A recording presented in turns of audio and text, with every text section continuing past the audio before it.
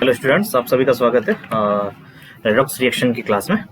और आज हम बात करेंगे चैप्टर के बारे में कम्प्लीटली, और जितना जल्दी हो सके उतना हम कंप्लीट करने की कोशिश करेंगे। वो बहुत ही आसान सा चैप्टर है ना। आई थिंक आपको काफ़ी इजी लगेगा। चलिए शुरू कर लेते हैं।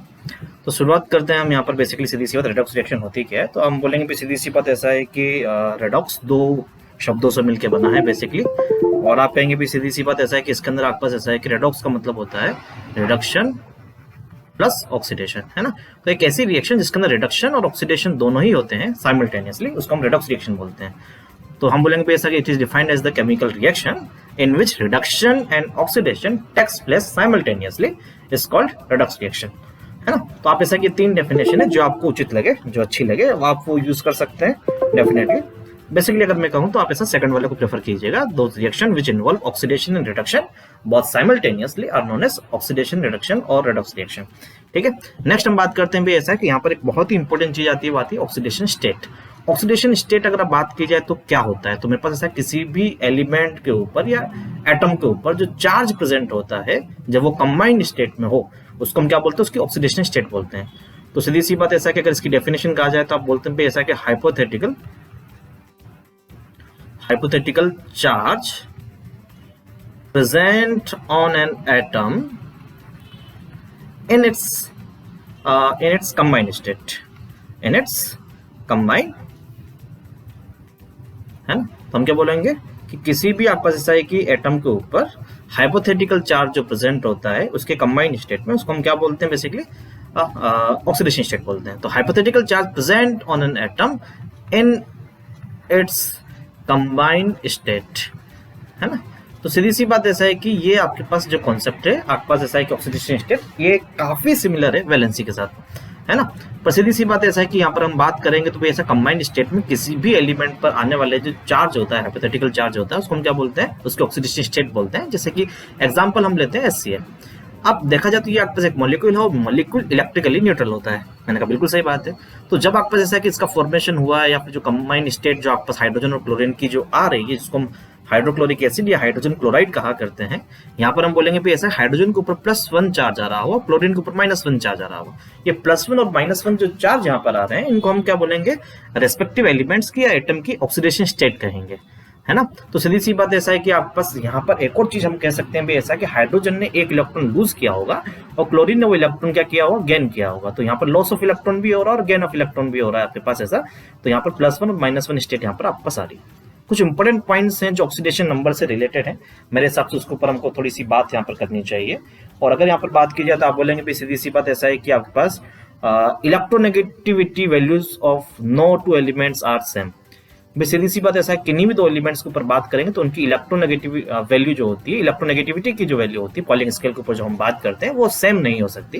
जो सल्फर की इलेक्ट्रोनेगेटिविटी कार्बन से ऑब्वियसली ज्यादा होती है, कार्बन की ज्यादा होती है हाइड्रोजन से, फॉस्फोरस की हाइड्रोजन से ज्यादा होती है, क्लोरीन ऑब्वियसली नाइट्रोजन से ज्यादा होता है हल्का सा।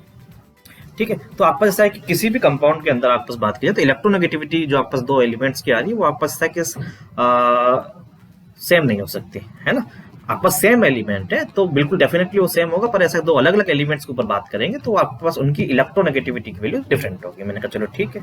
और सीधी सी बात ऐसा है कि oxidation number of an element में भी पॉजिटिव और नेगेटिव। तो आपके पास ऑक्सीडेशन नंबर जो आपका किसी एलिमेंट का या किसी एटम का जो हो सकता है वो या तो पॉजिटिव हो सकता है या फिर नेगेटिव हो सकता है। और ऑक्सीडेशन नंबर 0 भी हो सकता है, होल नंबर हो सकता है, फ्रैक्शनल भी हो सकता है। उसके बारे में हम डिटेल में बात करेंगे। बेसिकली आपके पास NiCO4 जो मेरे पास यहाँ पर आ रहा है, तो यहाँ पर निकल का ऑक्सीडेशन स्टेट मेरे पास कितना आता है, 0 आता है। अब किस तरह से हम निकालते हैं उसको थोड़ा सा बात कर लेते हैं। जैसे मेरे पास NiCO4 मेरे पास यहाँ पर निकल के आ रहा है, तो ये आपके पास ऐसे कार्बोनिल ग्रुप है जो मेरे पास है CO, है ना। तो भी सीधी सी बात ऐसा है कि इसको हम बोलेंगे टेट्रा कार्बोनिल निकल, एक तरह का कोऑर्डिनेशन कंपाउंड है, कॉम्प्लेक्स कंपाउंड है। और यहाँ पर कार्बोनिल ग्रुप का आपके पास ऐसा है कि चार्ज जो होता है उसके ऊपर 0 होता है ना। और अगर मुझे यहाँ पर ऐसा है कि बेसिकली मुझे यहाँ पर निकल की कैलकुलेट करनी है तो उसको मैं x मान लेता हूँ। और जब हम इसको सोल्व करेंगे तो मैंने कहा ऐसा है कि x प्लस एक कार्बोनिल की आपके पास ऐसा ऑक्सीडेशन स्टेट 0 है, चार्ज 0 है, तो 4 की भी आपके पास 4 × 0 हो जाएगा और होल कंपाउंड का जो नेट चार्ज मेरे पास आएगा वो आपका 0 आ रहा है। तो यहाँ पर आप ऐसा x की वैल्यू निकालेंगे तो ये आपका 0 निकल के आएगा। और इस तरह से कैलकुलेशन से हम क्या कर सकते हैं, ऑक्सीडेशन स्टेट निकाल सकते हैं।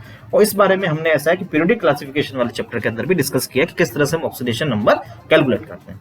इस तरह से आपके पास यहाँ पर N3S दे रखा है, तो यहाँ पर आपके पास ऐसा है कि नाइट्रोजन की अगर आप ऐसा है कि ऑक्सीडेशन नंबर आप ऐसा है कि x मानते हुए चलते हैं, अगर N3H के ऊपर बात करते हैं तो इसको अगर मैं x मान के चलता हूँ, और हाइड्रोजन आपके पास ऐसा है कि भाई नॉन मेटल के साथ में कनेक्टेड है, तो आप यहाँ पर बोलेंगे हाइड्रोजन की ऑक्सीडेशन स्टेट +1 चलनी चाहिए। मैंने कहा बिल्कुल सही है। यहाँ पर आप बात करेंगे, कैलकुलेट करने की कोशिश करेंगे तो 3 × x +1 नेट चार्ज आपके पास 0 आ रहा है, और x की वैल्यू यहाँ से अगर आप कैलकुलेट करते हैं तो ये -1/3 आता है। मैंने कहा ऑब्वियसली इट इज राइट, तो -1/3 हो जाएगा। इसी तरह से आपके पास HCl के ऊपर बात करेंगे तो ऑक्सीडेशन स्टेट जो आपके पास निकल के आ रहा है क्लोरीन का, उसमें -1, इसके बारे में मैं पहले ही एग्जाम्पल में बता चुका हूँ। नेक्स्ट हम बात करते हैं कि oxidation state of same element can be different in same और डिफरेंट कंपाउंड। सेम भी हो सकता है और डिफरेंट हो सकता है। जैसे कि मैं बात करता हूँ H2S, H2SO3 और H2SO4, सभी के अंदर आपके पास ऐसा है कि सल्फर की ऑक्सीडेशन स्टेट आपके पास डिफरेंट आ रही है। जैसे H2SO4 में इट इज +6, H2SO3 में ये आपके पास +4 आ रहा है, जबकि H2S में ये -2 आ रहा है। किस तरह से कैलकुलेट करेंगे उसके बारे में भी थोड़ा सा हम डिस्कशन कर लेते हैं। जैसे कि H2S का आपको निकालना हो तो यहाँ पे आपको सल्फर का कैलकुलेट करना है, तो यहाँ पर S को x मान लेते हैं, और आपको हाइड्रोजन का ऑब्वियसली ये +1 यहाँ पर हो जाएगा, तो 2 × 1 + x = मेरे पास 0 हो जाएगा, और यहाँ से अगर आप x की वैल्यू निकालते हैं तो यहाँ पर आपके पास -1 है। इन द सेम वे अगर आप ऐसा है कि H2SO4 की अगर आप निकालना चाहते हैं तो यहाँ पर हाइड्रोजन की +1, सल्फर को अपन x मान लेते हैं, ऑक्सीजन की जो ऑक्सीडेशन स्टेट या फिर चार्ज जो आता है जनरली उसके ऊपर -2 आया करता है, डिफरेंट भी हो सकता है, उसके ऊपर हम बात करेंगे बेसिकली। पर अभी फिलहाल देखा जाए तो यहाँ पर हो जाएगा 2 × 1 + x + 4 × -2 = ये 0 हो जाएगा, और यहाँ से अगर आप सोल्व करते हैं तो x की वैल्यू आपके पास ऐसा है कि +6 निकल के आएगी। तो H2SO4 में सल्फर की ऑक्सीडेशन स्टेट कितनी होती है? +6 हुआ करती है, और आप कह सकते हैं ऐसा है कि भाई +6 चार्ज आ रहा है इसके पास, ठीक है। तो यहाँ पर इतना काफी है। आगे के ऊपर बात करते हैं फटाफट, some helping rules for calculating oxidation number. क्या रूल्स है उसके ऊपर हम बात करते हैं। तो हमने बोला भाई सीधी सी बात ऐसा है कि in case of covalent bond, मेरे पास होमो एटॉमिक मॉलिक्यूल है, तो मेरे पास है कि सेम एटम्स के बीच में आपस बॉन्ड बनता है, तो जो मेरे पास मॉलिक्यूल बनता है उसको हम बोलते हैं होमो एटॉमिक मॉलिक्यूल। होमो मतलब सेम, एटॉमिक मतलब एटम, तो सेम एटम से बनने वाले मॉलिक्यूल्स। तो यहाँ पर आपके पास ऐसा है कि दोनों की इलेक्ट्रोनेगेटिविटी सेम है, तो यहाँ पर आपके पास ऐसा है कि नेट चार्ज दोनों के ऊपर 0-0 कंसीडर करेंगे, भले उनके बीच में सिंगल बॉन्ड आ रहा हो, डबल बॉन्ड आ रहा हो या ट्रिपल बॉन्ड आ रहा हो। इनका बेस्ट एग्जांपल जो आपके पास बन सकता है वो बनता है H2, डबल बॉन्ड के लिए O2, ट्रिपल बॉन्ड के लिए N2। सभी के केस में आपके पास ऐसा है कि अगर बात करते हैं ऑक्सीडेशन स्टेट सभी की आपस क्या आएगी, एलिमेंट्स की 0 आती है। या फिर कहा जाए आपस एक रूल चला करता है जिसमें हम ये कहते हैं कि कोई भी अगर एलिमेंट उसके मोस्ट स्टेबल स्टेट में अगर एग्जिस्ट कर रहा है तो उस समय उसकी ऑक्सीडेशन स्टेट कितनी होगी, 0 होगी। हाइड्रोजन की मोस्ट स्टेबल स्टेट जो एग्जिस्ट करती है अर्थ के एटमॉस्फेयर में वो H2 की फॉर्म में करती है। इस तरह ऑक्सीजन एलिमेंट के लिए बात की जाए तो वो O2 आपस मॉलिक्यूल बनता है, और नाइट्रोजन के लिए आपस N2 बनता है। तो इस हिसाब से इन सभी की जो आपस ऑक्सीडेशन स्टेट आपस क्या आएगी, मैंने कहा 0 आएगी। मैंने कहा कोई दिक्कत वाली बात नहीं, कोई इशू नहीं। इसी तरह से हम बात करते हैं हेट्रो एटॉमिक मॉलिक्यूल, और जितने भी मॉलिक्यूल मेरे पास यहाँ पे बन रहे हैं भाई ऐसा है कि उनके अंदर दोनों एटम्स आपस डिफरेंट है, और मैं मान के चल रहा हूँ कि यहाँ पर मेरे पास ऐसा है कि बी की जो इलेक्ट्रोनेगेटिविटी है वो ज्यादा है। जिसकी इलेक्ट्रोनेगेटिविटी ज्यादा है ऑब्वियसली उसके ऊपर जो आएगा चार्ज जो आएगा वो माइनस में आना चाहिए, तो इसलिए ऑक्सीडेशन स्टेट भी उसकी माइनस में आनी चाहिए। अगर सिंगल बॉन्ड है तो यहाँ पर आपके पास ऐसा +1 -1 की फॉर्म में आएगा, बी की इलेक्ट्रोनेगेटिविटी ज्यादा है इसलिए वो माइनस में आ रहा है, इस चीज को विशेष ध्यान रखिएगा। नेक्स्ट हम बात करते हैं डबल बॉन्ड है तो +2 -2, इन द सेम में ट्रिपल बॉन्ड है तो मेरे पास ऐसा है कि +3 -3 आएगा, इस चीज को ध्यान रखिएगा। नेक्स्ट हम बात करते हैं कोऑर्डिनेशन बॉन्ड, और यहाँ पर भी हम मान के चलते हैं भाई ऐसा बी की इलेक्ट्रोनेगेटिविटी ए से ज्यादा है। अगर आपके पास ऐसा है कि भाई सेम आपके पास एटम्स हैं, होमो एटॉमिक मॉलिक्यूल है, पर कोऑर्डिनेट बॉन्ड बन रहा है, कोवैलेंट बॉन्ड नहीं है, कोऑर्डिनेट बॉन्ड है, उस केस में ऐसा कोऑर्डिनेट बॉन्ड बनता है आपके पास by donation of lone pair. यहाँ पर ये इंडिकेशन आपके पास ये निकल के आ रहा है कि सीधी सी बात ऐसा है कि आपका इसने फर्स्ट वाले ए एटम ने अपने लोन पेयर दूसरे वाले ए एटम को दिए हैं। जो देता है उसके ऊपर चार्ज आएगा प्लस, और जो लेता है उसके ऊपर माइनस। चूंकि यहाँ पर ऐसा है कि लोन पेयर मतलब 2 इलेक्ट्रॉन दिए गए हैं इसलिए +2 चार्ज आना चाहिए।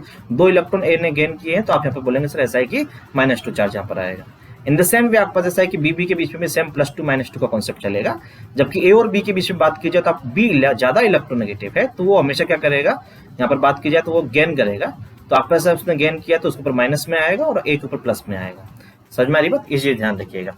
नेक्स्ट हम बात करते हैं कि अगर आपके पास आयनिक बॉन्ड बन रहा हो तो जो जितना चार्ज कैटायन के ऊपर आता है वही ऑक्सीडेशन स्टेट कैटायन की होती है, और जितना चार्ज एनायन के ऊपर आ रहा होता है वही उसका क्या होता है, ऑक्सीडेशन स्टेट एनायन की होती है। For example NaCl।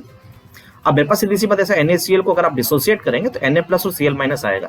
Na plus के ऊपर चार्ज आ रहा है +1 तो उसकी ऑक्सीडेशन स्टेट +1। इस तरह से Cl माइनस है ना, क्लोराइड आयन जो मेरे पास आ रहा है तो -1 चार्ज आ रहा है तो -1 इसकी ऑक्सीडेशन स्टेट रहेगी। इस तरह से बात की जाए तो MgCl2 को जब डिसोसिएट किया जाता है तो Mg के ऊपर +2 चार्ज आता है और क्लोरीन के ऊपर बात की जाए तो -1 चार्ज आता है। पर यहाँ पर मेरे पास ऐसा भले 2 आयंस मेरे पास बन रहे हैं क्लोरीन के, है ना, क्लोराइड आयन मेरे पास 2 बन रहे हैं, पर बेसिकली सीधी सी बात ऐसा क्लोरीन के ऊपर -1 चार्ज आ रहा है तो क्लोरीन की ऑक्सीडेशन स्टेट -1 ही रहेगी, भले 2 आयंस क्यों ना बन रहे हो। इस तरह से Mg के ऊपर चार्ज आ रहा है आपका +2 तो +2 उसकी ऑक्सीडेशन स्टेट रहेगी। ऑक्सीडेशन नंबर 0 हो सकता है, किस किस केस में हो सकता है उसके ऊपर हम बात करेंगे।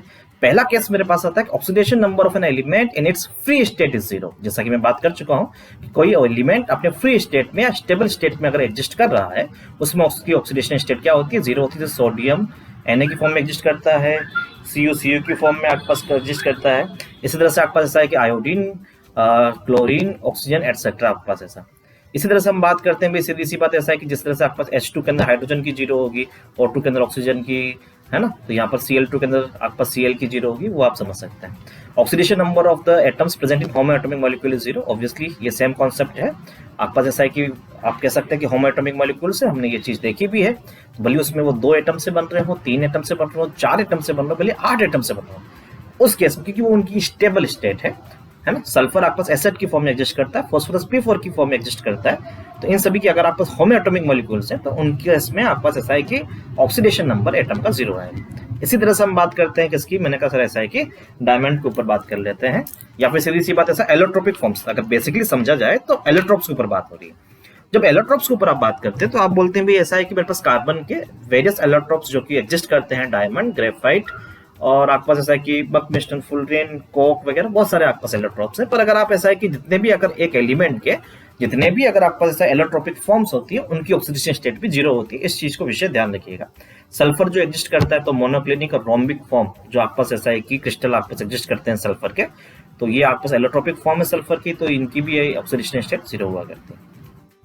अगर बात करते हैं oxidation number of an all the components of an alloy are 0, जैसे कि मेरे पास ऐसा है कि स्टील के अंदर बात करते हैं तो स्टील के अंदर मेरे पास अगर बात करते हैं तो स्टील के अंदर बेसिकली आपके पास 2 चीजें होती हैं, आयरन प्लस कार्बन, है ना। तो यहाँ पे आयरन की ऑक्सीडेशन स्टेट भी 0 होगी और कार्बन की भी ऑक्सीडेशन स्टेट 0 होगी। इस चीज को विशेष ध्यान रखिएगा, है ना। वैसे इतना पूछा नहीं जाता है यहाँ से, पर फिर भी थोड़ा सा ध्यान रखिएगा। नेक्स्ट हम बात करते हैं oxidation number of fluorine in all its compound is -1। भाई फ्लोरीन सबसे ज्यादा इलेक्ट्रोनेगेटिव एलिमेंट है, मैंने कहा बिल्कुल सही बात है। तो वो हमेशा प्लस में ऑक्सीडेशन स्टेट शो ही कर नहीं सकता और उसकी हमेशा एक ही ऑक्सीडेशन स्टेट एग्जिस्ट करती है, वो है -1। इसके अलावा वो 0 शो कर सकता है अगर वो F2 की फॉर्म में एग्जिस्ट करता है तो, है ना, होमो एटॉमिक फॉर्म में 0 शो करेगा। अदरवाइज हमेशा उसकी ऑक्सीडेशन स्टेट -1 रहती है अगर वो किसी दूसरे एलिमेंट के साथ में कंबाइन है तो, है ना। इस तरह से आपके पास first day second day group जो एलिमेंट्स आपके पास आते हैं जिनके बारे में बात की जाए तो ये एल्कली मेटल्स फर्स्ट ग्रुप, और सेकंड डे मतलब एल्कलीन अर्थ मेटल्स, इनकी ऑक्सीडेशन स्टेट या तो +1 रहेगी या फिर +2 रहेगी। इस चीज को विशेष ध्यान रखिएगा, है ना। आप जानते हैं भी ऐसा कि एल्कली मेटल्स कौन से, वही आपके पास ऐसा है कि लीना की रब से फरियाद, लिथियम, सोडियम, पोटेशियम, है ना, रुबिडियम, सीजियम, इन सभी की +1 ऑक्सीडेशन स्टेट रहेगी ऑलवेज। इस तरह से आपके पास ऐसा है कि आपके पास बेरिलियम, मैग्नीशियम, ये जो ग्रुप आपके पास रहेगा उनकी ऑक्सीडेशन स्टेट जितने भी एलिमेंट्स है सभी की किसी भी कंपाउंड के फॉर्म में हमेशा +2 रहेगी। अगर ये फ्रीली एग्जिस्ट कर रहे हैं तो ऑब्वियसली 0 रहेगी। इस चीज को भी ध्यान रखिएगा। नेक्स्ट हम बात करते हैं oxidation number of hydrogen in most of its compound is +1 accept in metal hydrides. Metal hydride के केस में ये -1 शो होता है। जनरली हाइड्रोजन की आपके पास ऑक्सीडेशन स्टेट हमेशा क्या रहती है, +1 रहती है ना। मोस्ट ऑफ कंपाउंड्स में अगर बात की जाए, पर मेटल हाइड्राइड के केस में -1 शो करता है। कुल मिला के सिंपल सा कॉन्सेप्ट है, अगर मेटल के साथ में हाइड्रोजन आ रहा है तो -1 शो करेगा, और अगर ये नॉन मेटल के साथ में आ रहा है तो +1 शो करेगा, है ना। अगर हाइड्रोजन और साथ में क्या आ रहा है, मेटल आ रहा है मेरे पास, इस केस में ऐसा है कि आपके पास मेटल की जो भी आपके पास ऐसा है कि इसकी -1 ऑक्सीडेशन स्टेट आएगी, ये चीज ध्यान रखना। और हाइड्रोजन जो मेरे पास आ रहा है एक नॉन मेटल के साथ में आ रहा है तो ये हमेशा +1 में आएगा, ये चीज ध्यान रखना। ये बहुत ही इंपॉर्टेंट चीज है जो आप ध्यान रखेंगे विशेष तौर से। नेक्स्ट हम बात करते हैं oxidation number of oxygen in most of its compound is -2। बिल्कुल ऐसा, वैलेंसी भी -2 होती है ऑक्सीजन की। तो जनरली आपका जनरल ऑक्सीडेशन स्टेट जो ऑक्सीजन की होती है वो होती है -2। But in some of the cases अगर बात की जाए परऑक्साइड के केस में, इसका ऑक्सीडेशन नंबर -1 चलता है। Best example H2O2, BaO2, Na2O2। ये सारे पेरोक्साइड के एग्जांपल हैं आपके पास। जैसे कि अगर मैं बात करना भी चाहूँ Na2O2 का, तो मैंने यहाँ पर कहा ऐसा है कि सोडियम को X मान लेते हैं, ऑक्सीजन की ऑक्सीडेशन स्टेट, या फिर ऐसा है कि सोडियम की हमको पता ही है, सोडियम की हमको पता है, सोडियम को निकालने की जरूरत ही नहीं। सोडियम आपका अल्कली मेटल है, तो अल्कली मेटल है तो इसकी ऑक्सीडेशन स्टेट हमेशा कितनी रहती है बेटा, +1। ऑक्सीजन की अपन ने X मान लिया। अगर आप सॉल्व करते हैं इसको तो 2 × 1 + 2 × x = 0 आ जाएगा, और यहाँ पर आपका 2x की वैल्यू आपके पास आ जाएगी -2 और x की वैल्यू मेरे पास आ जाएगी -1। तो ये पेरोक्साइड, अगर -1 ऑक्सीडेशन स्टेट आ रही है तो हम इसको क्या बोलते हैं, पेरोक्साइड बोलते हैं। इसी तरह से मेरे पास सुपर ऑक्साइड बनता है, तो सुपर ऑक्साइड के केस में मेरे पास ऑक्सीजन की ऑक्सीडेशन स्टेट -1/2 आती है। Best example is potassium super oxide जो आपके पास होता है, जैसे कि KO2 के ऊपर बात करते हैं। अगर आप चाहें तो मैं इसको सॉल्व करके बता देता हूँ।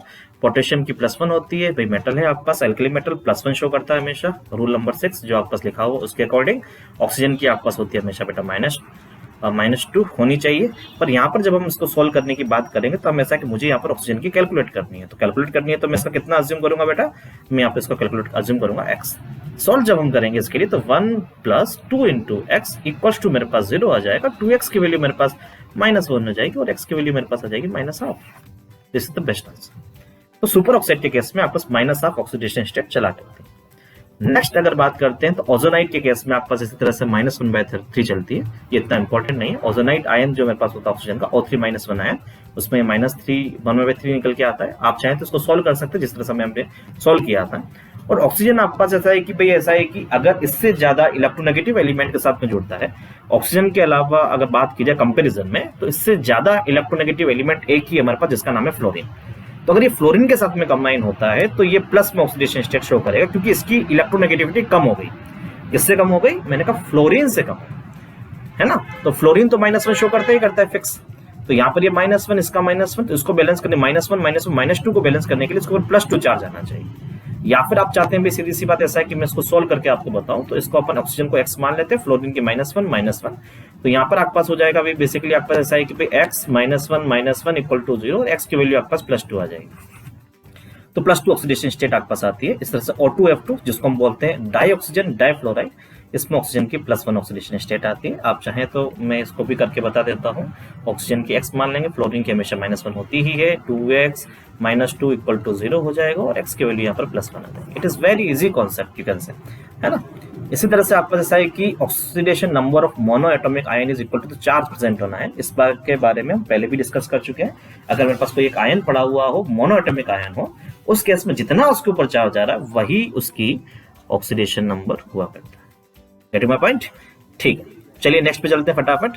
नेक्स्ट मेरे पास निकल के आता है कि मेरे पास कोई भी मॉलिक्यूल दे रखा हो, तो उस मॉलिक्यूल के ऊपर जितने भी एलिमेंट या एटम मेरे पास आ रहे हैं, सभी की ऑक्सीडेशन स्टेट का सम कितना होता है, 0 होता है, because the molecule is electrically neutral. तो नेट चार्ज मेरे पास 0 आना चाहिए। H2SO4 का मैं पहले करके बता चुका हूं, अगर आप देखना चाहते हैं तो फिर से मैं बता देता हूं। H2SO4 दे रखा है, हाइड्रोजन की +1, सल्फर को मुझे निकालना है, तो X आपके पास मान लीजिए, ऑक्सीजन की -2। अगर इस केस में अगर आपको ऐसा है कि किन्हीं एलिमेंट्स की ऑक्सीडेशन स्टेट अगर आपके पास नोन है और एक की एलिमेंट की अगर आपके पास अननोन है, तो इस कॉन्सेप्ट के हिसाब से अपन सोल्व कर सकते हैं। तो मैंने कहा भाई 2 × +1 + x + 4 × -2 ये आपके पास = 0 होना चाहिए, क्योंकि नेट चार्ज या sum of all the oxidation state आपके पास 0 होता है। यहां से आप सोल्व करेंगे तो x की वैल्यू +6 आएगी। इसी तरह से H2SO3 के ऊपर बात करते हैं, है ना, जिसको हम सल्फ्यूरस एसिड बोलते हैं, उसको हम बोलते हैं सल्फ्यूरिक एसिड।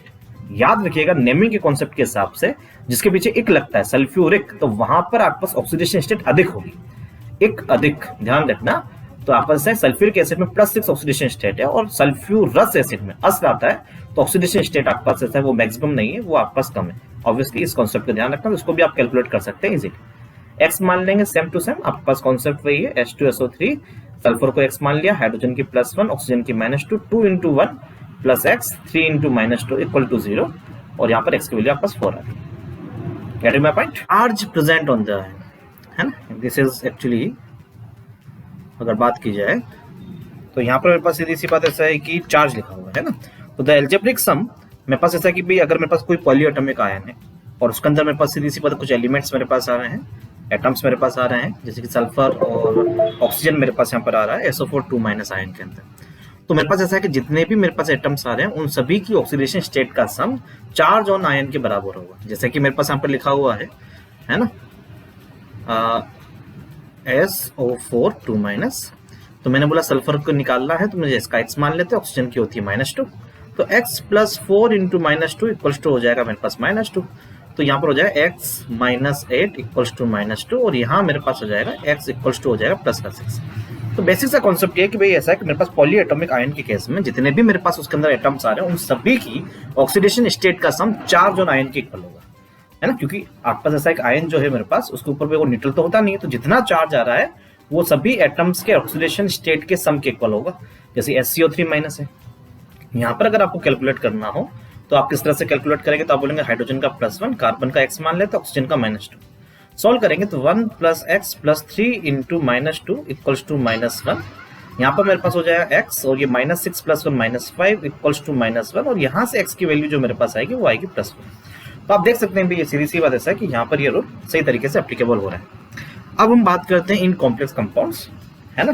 आपके पास oxidation number of some neutral molecules या फिर लिगेंड्स की हम बात करते हैं वो आपका 0 होता है। ऑब्वियसली हम बात कर चुके हैं कि जैसे कार्बोनिल, नाइट्रोसिल, NH3 और आपके पास H2, ये आपका न्यूट्रल लिगेंड्स है, इनकी ऑक्सीडेशन स्टेट कितनी होती है, 0 हुआ करती है।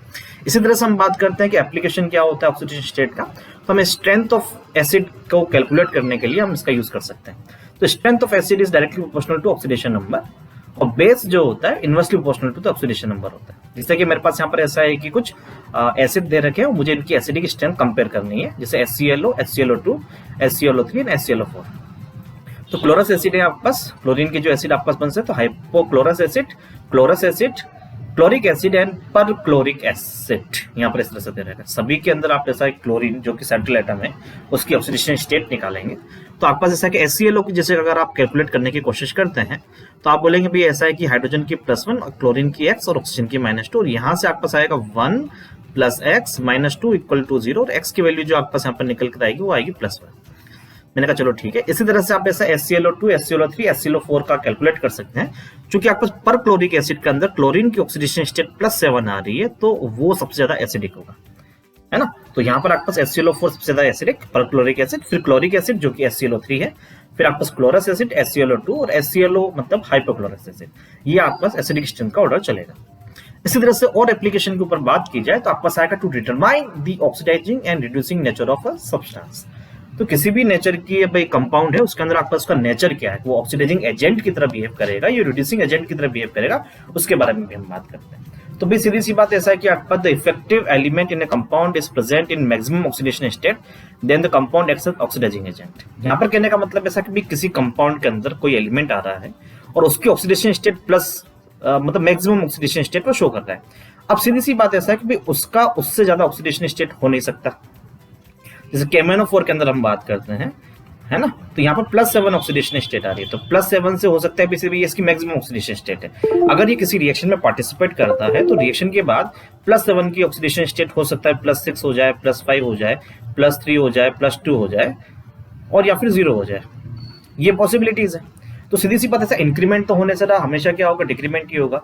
और अगर आपका सीधी सी बात ऐसा है कि अगर डिक्रीज इन ऑक्सीडेशन नंबर हो रहा है ना, उसका मतलब सीधी सी उसका खुद का क्या हुआ है, रिडक्शन हुआ है ना। ऑक्सीडेशन नंबर में डिक्रीमेंट को हम क्या बोलते हैं, मेरा रिडक्शन कहा करते हैं, चूंकि इसका रिडक्शन ही होगा और जिसका रिडक्शन होता है वो क्या होता है, वो एक्ट करता है, किस तरह से एक्ट करता है, ऑक्सीडाइजिंग एजेंट की तरह बिहेव करता है। तो मैक्सिमम ऑक्सीडेशन स्टेट मतलब सीधी सी बात ऐसा उसके अंदर डिक्रीमेंट ही आएगा रिएक्शन के दौरान, रेडॉक्स रिएक्शन का केस है तो। और अगर आपके पास डिक्रीमेंट आता है तो सीधी सी बात ऐसा है कि रिडक्शन होगा और उसका खुद का रिडक्शन हो रहा है, वो ऑक्सीडाइजिंग एजेंट की तरह बिहेव करेगा। ऑक्सीडाइजिंग एजेंट क्या होते हैं, जो भाई ऐसा है कि रिडक्शन करते हैं, खुद का तो क्या हो जाता है, रिडक्शन हो जाता है और दूसरों को ऑक्सीडाइज कर देते हैं, है ना। विच अंडरगो दो सब्सटेंसेस और दो species which undergoes reduction are known as oxidising agent. इसी तरह से हम बात करते हैं भी ऐसा किसी की मिनिमम ऑक्सीडेशन स्टेट अगर एग्जिस्ट कर रही है तो सीधी सी बात जैसे फास्फोरस की हम बात करते हैं, मिनिमम ऑक्सीडेशन स्टेट यहाँ पर -3 है PS3 के अंदर, NH3 में नाइट्रोजन की -3 है। अब रिएक्शन के दौरान -3 से ये इनका इंक्रीमेंट ही होगा, तो इंक्रीमेंट ही होगा भाई, इससे मिनिमम नहीं हो सकता, डिक्रीमेंट किसी भी केस में नहीं है, हमेशा इंक्रीमेंट ही होगा। और इंक्रीमेंट होता है तो इनका खुद का क्या होगा, ऑक्सीडेशन होगा। इनका अगर ऑक्सीडेशन होता है तो ये आपस किस तरह से बिहेव करेंगे, रिड्यूसिंग एजेंट की तरह बिहेव करेंगे। इसी तरह से हम बात करते हैं कि effective element in a compound is present in intermediate oxidation state. अगर भाई सीधी सी बात है किसी कंपाउंड के अंदर ना तो मैक्सिमम है ना मिनिमम है, तो भाई सीधी सी बात ऐसा है कि तो +3 जैसे ऑक्सीडेशन स्टेट शो हो रही है नाइट्रोजन की, है ना। तो भाई आपके पास ऐसा है कि या फिर H3PO3 में हम बात कर रहे हैं कि फॉस्फोरस की ऑक्सीडेशन स्टेट कितनी हो रही है, +3 शो हो रही है। तो यहाँ पर सीधी सी बात ऐसा कि मिनिमम नहीं है, ना ही ये मैक्सिमम है। तो फॉस्फोरस की मैक्सिमम होती है +5, मिनिमम आपका सीधी सी बात ऐसा है कि 0 तक आप जाएंगे, हो सकता है माइनस में भी आ जाए कुछ कंपाउंड के अंदर। तो जैसे कि -3 होता है तो मिनिमम आपके पास -3 होती है, तो -3 और +5 के बीच में आ रहा है। तो यहाँ पर फॉस्फोरस का ऑक्सीडेशन भी हो सकता है और रिडक्शन भी हो सकता है। अगर ऑक्सीडेशन होता है तो रिड्यूसिंग एजेंट की तरह बिहेव करेगा, और रिडक्शन होता है तो ऑक्सीडाइजिंग एजेंट की तरह बिहेव करेगा। तो यहाँ पर ये कंक्लूजन निकल के आता है कि इंटरमीडिएट ऑक्सीडेशन स्टेट है, इसका मतलब ऑक्सीडेशन भी हो सकता है और रिड्यूसिंग रिडक्शन भी हो सकता है। तो ऑक्सीडाइजिंग और रिड्यूसिंग एजेंट दोनों की तरह वो बिहेव कर सकते हैं। एंड बेस्ट एग्जांपल जो आप पूछा जाता है एग्जामिनेशन में H2O, है ना, ये चीज ध्यान रखिएगा। नेक्स्ट हम बात करते हैं बेसिकली आपके पास ऐसा है कि ऑक्सीडेशन रिडक्शन होता है क्या है, और क्लासिकल कॉन्सेप्ट के ऊपर हम बात करते हैं। क्लासिकल कॉन्सेप्ट ये कहता है सीधी सी बात ऐसा, ऑक्सीडेशन मतलब एडिशन ऑफ ऑक्सीजन और रिडक्शन मतलब एडिशन ऑफ हाइड्रोजन। इसी तरह से रिमूवल ऑफ हाइड्रोजन को भी ऑक्सीडेशन कहा जाता है और रिमूवल ऑफ ऑक्सीजन को भी रिडक्शन कहा जाता है। चूंकि मेरे पास ऑक्सीजन एक इलेक्ट्रोनेगेटिव एलिमेंट है, तो एडिशन ऑफ ऑक्सीजन मतलब addition of electronegative element. Oxygen की बजाय कोई दूसरा एलिमेंट है जो कि इलेक्ट्रोनेगेटिव है, अगर वो ऐड हो रहा है तो उसको हम क्या बोलेंगे, ऑक्सीडेशन कहेंगे। इसी तरह से अगर आपका सीधी सी बात ऐसा कि हाइड्रोजन को हम इलेक्ट्रोपॉजिटिव कंसीडर करते हैं एज कंपेयर टू ऑक्सीजन, तो अगर उसका एडिशन हो रहा है तो हम बोलेंगे भाई ऐसा कि वो रिडक्शन हो रहा है ना। इन द सेम वे आपका रिमूवल ऑफ हाइड्रोजन मतलब remove of electron positive element, और आपके पास ऐसा है कि removal of oxygen means removal of electronegative element.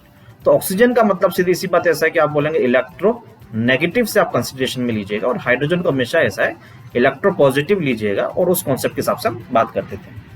ये 10th तक का कॉन्सेप्ट था, बचपन वाला कॉन्सेप्ट। पर एक्चुअली सीधी सी बात ऐसा कि फिलहाल अभी हमारे पास जो कॉन्सेप्ट हमारे पास निकल के आता है उसके बारे में भी ऐसा है कि हम चर्चा कर रहे हैं बेसिकली। तो मेरे पास यहाँ पे निकल के आता है कि डी इलेक्ट्रोनेशन ऑक्सीडेशन और इलेक्ट्रोनेशन रिडक्शन, मतलब सीधी सी बात ऐसा है कि गेन ऑफ इलेक्ट्रॉन, हम क्या बोलते हैं, सीधी सी बात ऐसा है कि आपके पास gain of electron is called reduction. Electron जो होता है वो आपके पास क्या होता है बेटा, द डी इलेक्ट्रोनेशन मतलब लॉस ऑफ इलेक्ट्रॉन। तो लॉस ऑफ इलेक्ट्रॉन का मतलब होता है आपके पास ऐसा है कि ऑक्सीडेशन। तो oxidation process are those process in which one or more electrons lost, electron lost का कॉन्सेप्ट है, और यहाँ पे इलेक्ट्रॉन गेन का कॉन्सेप्ट है रिडक्शन के केस में। एग्जांपल आपके पास बहुत सारे दे रखे हैं, यहाँ पर आप देख सकते हैं Zn से Zn2+ में कन्वर्ट हुआ, तो 2 इलेक्ट्रॉन लूज करने के बाद में ये कन्वर्ट हुआ होगा। तो ये आपका सीधी सी बात है ऑक्सीडेशन का एग्जांपल है। इसी तरह से Cu2+ था, उसने 2 इलेक्ट्रॉन्स गेन कर लिए तो Cu में कन्वर्ट हुआ, तो ये भी आपके पास एक एग्जांपल रिडक्शन का। बाकी सारे एग्जांपल आप इसी तरह से देख सकते हैं, सेम है। जैसे यहाँ पर आपके पास कि Cl- है, तो Cl- से वो Cl में कन्वर्ट हुआ तो एक इलेक्ट्रॉन लूज किया है ना। तो यहाँ पर भी आपके पास क्या हो रहा है बेटा, इलेक्ट्रॉन लॉस हो रहा है। तो इलेक्ट्रॉन का लॉस हो रहा है मतलब ये आपके पास क्या है, ऑक्सीडेशन। ठीक है, नेक्स्ट हम बात करते हैं बेसिक ऑक्सीडाइजिंग एजेंट और रिड्यूसिंग एजेंट। तो बेसिक सीधी सी बात ऐसा कि मैं इसके बारे में बात कर चुका हूँ। सीधी सी बात है ऑक्सीडाइजिंग एजेंट जो दूसरों को ऑक्सीडाइज कर दे, और सीधी सी बात ऐसा है कि खुद का रिडक्शन होता है, देमसेल्व्स रिड्यूस्ड, है ना। और रिड्यूसिंग एजेंट क्या होता है, जो दूसरों को रिड्यूस कर दे पर खुद का ऑक्सीडेशन हो जाता है ना, जो इलेक्ट्रॉन लेता है ना। तो सीधी सी बात ऐसा है कि आपके पास वो क्या बोला है, ऑक्सीडाइजिंग एजेंट कहलाएगा, इलेक्ट्रॉन एक्सेप्टर, क्योंकि इलेक्ट्रॉन लेने के बाद खुद का रिडक्शन हो जाता है, और इलेक्ट्रॉन लूज कर देता है तो हम उसको इलेक्ट्रॉन डोनर भी कह सकते हैं, रिड्यूसिंग एजेंट को। ये चीज ध्यान रखें। अब सीधी सी बात ऐसा है कि है ना, गेन ऑफ इलेक्ट्रॉन तो लुईस एसिड कहते हैं, और लॉस ऑफ इलेक्ट्रॉन मतलब ऐसा है कि लुईस बेस। लुईस बेस क्या होता है, लोन पेयर डोनर, जो इलेक्ट्रॉन्स दे दे वो लुईस बेस है, और जिसके अंदर इलेक्ट्रॉन लेने की टेंडेंसी तो लुईस एसिड है। तो ये चीज आप बेसिकली ध्यान रखिएगा, और सीधी सी बात ऐसा है कि थोड़ा पकड़ के रखिएगा इस चीज का। ठीक है, अब बात करेंगे कि रिडक्शन ऑक्सीडेशन जो रिएक्शंस मेरे पास हुआ करती हैं वो इलेक्ट्रॉन ट्रांसफर के हिसाब से, उस कॉन्सेप्ट के हिसाब से किस तरह से हुआ करती हैं। तो जैसे कि मैं बात करता हूँ इलेक्ट्रॉन ट्रांसफर के केस में, तो आप बोलते हैं ऐसा है कि भाई oxidation reaction is the reaction of electron releasing, electron loss हम बात करते हैं फ्रॉम सब्सटेंस, और रिडक्शन रिएक्शन के ऊपर बात करते हैं तो हम बोलते हैं इलेक्ट्रॉन गेनिंग। तो लॉस ऑफ इलेक्ट्रॉन ऑक्सीडेशन है ना, सिंपल सा आप कह सकते हैं लॉस ऑफ इलेक्ट्रॉन होता है तो ऑक्सीडेशन, और अगर गेन ऑफ इलेक्ट्रॉन होता है तो आप बोलेंगे सीधी सी बात ऐसा है कि रिडक्शन। पर यहाँ पर अगर आप ध्यान से देखें भी ऐसा सोडियम की ऑक्सीडेशन स्टेट 0 है, और Na+ एक इलेक्ट्रॉन लूज करने के बाद उसकी ऑक्सीडेशन स्टेट +1 हो गई। तो यहाँ पे सीधी सी बात ऐसा कि ऑक्सीडेशन की एक और डेफिनेशन आती है, वो आती है increase in oxidation state. Oxidation state में इंक्रीमेंट होता है तो ऑक्सीडेशन है, जबकि Cl2 वाले एग्जांपल में देखते हैं तो Cl2 2 इलेक्ट्रॉन गेन करके 2Cl- में कन्वर्ट हुआ है, Cl2 की ऑक्सीडेशन स्टेट 0, और यहाँ पर Cl- की -1, चार्ज और आयन जो होता है वही ऑक्सीडेशन स्टेट हुआ करती है। इस हिसाब से देखा जाए तो आपके यहाँ पर ऐसा गेन ऑफ इलेक्ट्रॉन आपको दिख रहा है, पर बेसिकली एक और चीज यहाँ पर हम देख सकते हैं, देयर इज अ डिक्रीमेंट, 0 से -1 मतलब डिक्रीज इन ऑक्सीडेशन स्टेट। तो ऑक्सीडेशन स्टेट में डिक्रीमेंट होता है तो उसको हम रिडक्शन कहा करते हैं। बेसिकली अगर आपके पास बहुत ही कॉम्प्लेक्स रिएक्शन है जिसमें आप एनालाइज करना बड़ा मुश्किल है, तो आप ऑक्सीडेशन स्टेट के कॉन्सेप्ट के हिसाब से आप बात करते हैं। इंक्रीज होता है तो आप बोलते हैं भाई ऐसा है कि ऑक्सीडेशन है, और अगर आपके पास ऐसा है कि भाई डिक्रीज होता है ऑक्सीडेशन स्टेट के अंदर तो रिडक्शन है। ठीक है, नेक्स्ट हम बात करते हैं भाई ऐसा है कि आपके पास कोई एक रेडॉक्स रिएक्शन दे रखी है आपके पास, जैसे 3S प्लस KClO3 और आपके पास SO2 और आपके पास KCl बन रहा है। तो सीधी सी बात ऐसा है कि आपको यहाँ पर क्या करना चाहिए, तो आपको सीधी सी बात ऐसा है कि सभी की ऑक्सीडेशन स्टेट फाइंड करनी चाहिए। तो आपके पास बोला कि ऐसा कि अंडरलाइन जो आपके पास है, अंडरलाइन नहीं दे रखा है तो मैं बता देता हूँ। एक तो सल्फर की ऑक्सीडेशन स्टेट, यहाँ पर KClO3 में क्लोरीन की, SO2 में आपके पास सल्फर की फाइंड करनी है, और KCl के अंदर आपको Cl की फाइंड करनी है ना। तो यहाँ पर आपके पास अगर ध्यान से देखा जाए तो सल्फर आपके पास ऐसा है कि स्टेबल फॉर्म में है, फ्री स्टेट में है, तो उसकी ऑक्सीडेशन स्टेट आपके पास 0, एलिमेंटल फॉर्म में है तो 0 होगा। ठीक है, KClO3 की अगर आप बात करते हैं तो आपके पास ऐसा कि इस तरह से कुछ आएगा, इसका x मान लेते हैं, इसका +1 हो जाएगा, इसका -2 ऑक्सीजन का, तो 1 + x + 3 × -2 इक्वल टू आपके पास 0 हो जाएगा, है ना। तो ये हो जाएगा आपके पास x -6 + 1, तो ये -5 इक्वल टू 0। यहाँ पर x की वैल्यू जो आ रही है वो +5 आ रही है, तो आप बोलेंगे क्लोरीन की ऑक्सीडेशन स्टेट +5। SO2 के केस में बात करते हैं तो SO2 आप ध्यान से देखिएगा, सल्फर की x मान ली, ऑक्सीजन की -2, x + 2 × -2 इक्वल टू मेरे पास 0 हो जाएगा। यहाँ पर x की वैल्यू आ जाएगी 4, तो 4 ऑक्सीडेशन स्टेट सल्फर की आ रही है। KCl के अंदर क्लोरीन की आपके पास कितनी होगी, -1 हो, क्योंकि इसकी +1 है तो इसकी -1 होगी डेफिनेटली। अब आप ध्यान से देखें भी सल्फर आपके पास बात करते हैं तो सल्फर का यहाँ पर आपके पास 0 से +4 हो रहा है, इंक्रीज इन ऑक्सीडेशन नंबर, तो आप बोलेंगे सर ऐसा है कि यहाँ पर आपके पास ऑक्सीडेशन हो रहा है। क्लोरीन +5 से आपके पास ऐसा है कि -1 में कन्वर्ट हुआ, that is a decrement in oxidation state, that's why you will say sir ऐसा है कि क्लोरीन का रिडक्शन हो रहा है। तो सल्फर का ऑक्सीडेशन हो रहा है 0 से +4, और क्लोरीन का आपके पास है +5 से -1 जा रहा है, तो यहाँ पर प्रोडक्शन हो रहा है। ये बेसिक सी चीजें जो आपके दिमाग में क्लियर रहनी चाहिए। आई होप सो आपको ये चीज क्लियर होगी, है ना। अब थोड़ा सा ऐसा है कि आगे की तरफ प्रोसीड करते हैं। बेसिकली मैंने कहा रेडॉक्स रिएक्शन के कितने टाइप होते हैं, तो मैंने कहा जनरली ये 5 आपके पास दे रखे हैं, पर इतना रिक्वायरमेंट नहीं है ना। बट डबल डिस्प्लेसमेंट भी एक तरह की डिस्प्लेसमेंट रिएक्शन ही होती है। तो हमारे पास मेन रिएक्शन जो आपके पास आती है combination, decomposition, displacement, double displacement, disproportionation. तो बेसिकली ऐसा है कि ऐसी रेडॉक्स रिएक्शन जिसमें 2 या 2 से ज्यादा सब्सटेंस कंबाइन होकर सिंगल बना रहे हो कोई प्रोडक्ट, तो कॉम्बिनेशन। डिकम्पोजिशन में एक कंपाउंड 2 या 2 से ज्यादा में ब्रेकडाउन हो जाएगा, ऐसी रेडॉक्स रिएक्शन को डिकम्पोजिशन बोलेंगे। डिस्प्लेसमेंट में आपके पास कंपाउंड में से एक अगर दूसरा आपके पास ऐसा है कि एलिमेंट है, वो उसको क्या करता है, कंपाउंड में से किसी एक एलिमेंट को उसकी पोजीशन से डिस्प्लेस कर देगा, हटा देगा, डिस्प्लेसमेंट रिएक्शन। डबल डिस्प्लेसमेंट एक तरह की डिस्प्लेसमेंट रिएक्शन है जहां पर एक्सचेंज ऑफ आयन आपके पास हुआ करता है, 2 कंपाउंड के बीच में रिएक्शन हुआ करती है। 10th वाला कॉन्सेप्ट है, लगभग वही है। और डिस्प्रोपोर्शनेशन रिएक्शन जिसके बारे में डिस्कस करेंगे ब्रीफली, बहुत ही इंपॉर्टेंट है डिस्प्रोपोर्शनेशन, जिसका एग्जाम में आना तय है, यूं मान के चलिए आप। तो मेरे पास नॉन रेडॉक्स रिएक्शंस कौन सी होती हैं? रेडॉक्स रिएक्शन तो समझ में आया अभी, चलो ठीक है, पर क्या कुछ ऐसी रिएक्शंस भी होती है जिसमें ऐसा है कि आपके पास कि वो ऐसा एक रिएक्शन हो रही है पर उसमें कोई इलेक्ट्रॉन का लेन देन नहीं हो रहा हो? मैंने कहा ऐसी पॉसिबिलिटी है, जैसे कि न्यूट्रलाइजेशन रिएक्शन। इनके अंदर आपको जैसे सोडियम की यहाँ पर ऐसा है +1 है, ऑक्सीजन की -2, हाइड्रोजन की +1, यहाँ हाइड्रोजन की +1, Cl की -1। NaCl में देखें तो यहाँ पर आपके पास ये +1, क्लोरीन की -1, हाइड्रोजन की अगेन +1 और यहाँ पर -2। यहाँ पर किसी भी एलिमेंट की ऑक्सीडेशन स्टेट में कोई चेंज नहीं हुआ है। अब चूंकि कोई चेंज नहीं हुआ है तो आप बोलेंगे सर ये रेडॉक्स रिएक्शन नहीं है ना, देयर इज नो, है ना। यहाँ पर ना तो आपका ऐसा है कि भाई इंक्रीमेंट हो रहा है ऑक्सीडेशन नंबर में, ना ही डिक्रीमेंट हो रहा है, तो आप बोलेंगे सर रेडॉक्स रिएक्शन आपके पास है नहीं। क्योंकि अगर ऐसा है कि इंक्रीमेंट डिक्रीमेंट होता है, अगर कहीं पर डिक्रीमेंट हुआ है ना ऑक्सीडेशन नंबर में, आपके पास ऐसा है कि डिक्रीमेंट हुआ है तो उसने इलेक्ट्रॉन गेन किए हैं। अब इलेक्ट्रॉन किसी ने गेन किए हैं तो किसी ने लूज भी किए होंगे, तो वहां पर आपके पास ऐसा है कि रेडॉक्स रिएक्शन जरूर हो रही होगी। नेक्स्ट हम बात करते हैं बेसिकली यहाँ पर आपके पास है कि नॉन रेडॉक्स रिएक्शन का एक और एग्जांपल है प्रेसिपिटेशन रिएक्शन। और यहाँ पर सीधी सी बात ऐसा है कि कॉपर सल्फेट NaOH के अंदर कॉपर हाइड्रोक्साइड और Na2SO4 बन रहा है। ये कुछ रिएक्शन है जिनके अंदर आपका ऐसा ऑक्सीडेशन स्टेट में कोई बदलाव नहीं होता, ऐसा कैसे ही रहता है। तो आप बोलेंगे भाई ऐसा है कि ये एक तरह की डबल डिस्प्लेसमेंट टाइप रिएक्शन भी है। हर डबल डिस्प्लेसमेंट रिएक्शन आपके पास नॉन रिडक्स नहीं होती, और ये प्रेसिपिटेशन रिएक्शन जो आपके पास आ रही है यहाँ पर, वो आपका एक तरह की नॉन रेडॉक्स रिएक्शन है। इस तरह से कॉम्प्लेक्स फॉर्मेशन के जो या कोऑर्डिनेशन कंपाउंड के फॉर्मेशन की जो रिएक्शन हुआ करती है उनमें भी ऑक्सीडेशन स्टेट में कोई बदलाव नहीं हुआ करता है। क्योंकि नहीं हुआ करता है इसलिए इनको नॉन रेडॉक्स रिएक्शन कहा जाता है। नेक्स्ट यहाँ पर बात की जाए तो आप बोलेंगे सर ऐसा है कि इनके अगर बारे में डिस्कस किया जाए तो आप बात करेंगे सबसे पहले कॉम्बिनेशन रिएक्शन से। क्या हो रहा है, A+B मिलकर C बना रहे हैं, तो ऐसी वो रिएक्शन जिसमें 2 या 2 से ज्यादा सब्सटेंस कंबाइन होकर सिंगल प्रोडक्ट बना रहे हो, और वहां पर रेडॉक्स रिएक्शन भी हो रही है, मतलब रिडक्शन भी हो रहा हो किसी को और ऑक्सीडेशन भी हो रहा हो। And the best example is C+O2। तो कार्बन और ऑक्सीजन के अंदर आपका दोनों की ही ऑक्सीडेशन स्टेट 0 0 हुआ करती है। CO2 के अंदर कार्बन की ऑक्सीडेशन स्टेट +4, ऑक्सीजन की -2 हुआ करती है। तो आपका सीधी सी बात ऐसा है कि ये आपके पास ऐसा है कि एक तरह का रेडॉक्स रिएक्शन है जो कॉम्बिनेशन का एग्जाम्पल है। अब 0 से +4 हो रहा है तो कार्बन का तो ऑक्सीडेशन हो रहा है, और ऑक्सीजन की जो 0 थी वो -2 हो गया, मतलब ऐसा डिक्रीमेंट हो रहा है। तो यहाँ पर आप बोलेंगे ऑक्सीजन का रिडक्शन हुआ है ना। तो ये बेस्ट एग्जांपल है जैसा आप यूज कर सकते हैं। इसी तरह से डिकम्पोजिशन जस्ट इसका इनवर्स प्रोसेस है। इनवर्स मतलब सीधी सी बात कहा जाए तो आपके पास एक सिंगल रिएक्टेंट होगा और आपके पास वो कन्वर्ट हो जाएगा, ब्रेकडाउन हो जाएगा 2 या 2 से ज्यादा प्रोडक्ट्स के अंदर।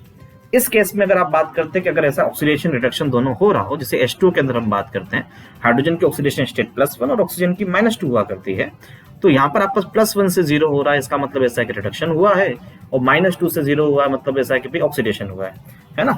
Increment in oxidation state oxidation, और डिक्रीमेंट इन ऑक्सीडेशन स्टेट इसको रिडक्शन। तो यहाँ पर ये डिकम्पोजिशन रिएक्शन एक तरह की रिडॉक्स रिएक्शन है, तो इसको हम बोलेंगे डिकम्पोजिशन रिडॉक्स रिएक्शन। ये चीज ध्यान रखिएगा। इन द सेम वे अगर आप बात करते हैं कि ऐसा है कि डिस्प्लेसमेंट रिएक्शन के अंदर, तो मैंने आपको कहा था कोई एक एलिमेंट होगा जो आपके साथ दूसरे एलिमेंट को डिस्प्लेस कर देगा उसकी पोजीशन से और खुद उसकी जगह आ जाएगा, है ना। उसके लिए रिएक्टिविटी का कॉन्सेप्ट है भाई X must be more reactive than Y. तो अगर एक्स ज्यादा रिएक्टिव है वाई से तो वो उसकी पोजीशन से उसको डिस्प्लेस कर देगा उसके कंपाउंड में से और खुद उसकी जगह आपके पास आ जाएगा। इसको हम डिस्प्लेसमेंट रिएक्शन बोलते हैं। बेस्ट एग्जांपल आपके पास copper sulphate plus Zn, Cu plus ZnSO4। तो डेनियल सेल की आपके पास ये रिएक्शन है ना, जिसके अंदर आपके पास सीधी सी बात ऐसा कि अगर आप पढ़ेंगे इलेक्ट्रोकेमिस्ट्री के अंदर तो ये रिएक्शन आपके पास बड़ी इंपॉर्टेंट हो जाती है। यहाँ पर बात की जाए ऐसा है कि सल्फर को छोड़ दिया जाए, सिर्फ 2 एलिमेंट के हम कंसिडरेशन में लेते हैं, कॉपर एंड जिंक।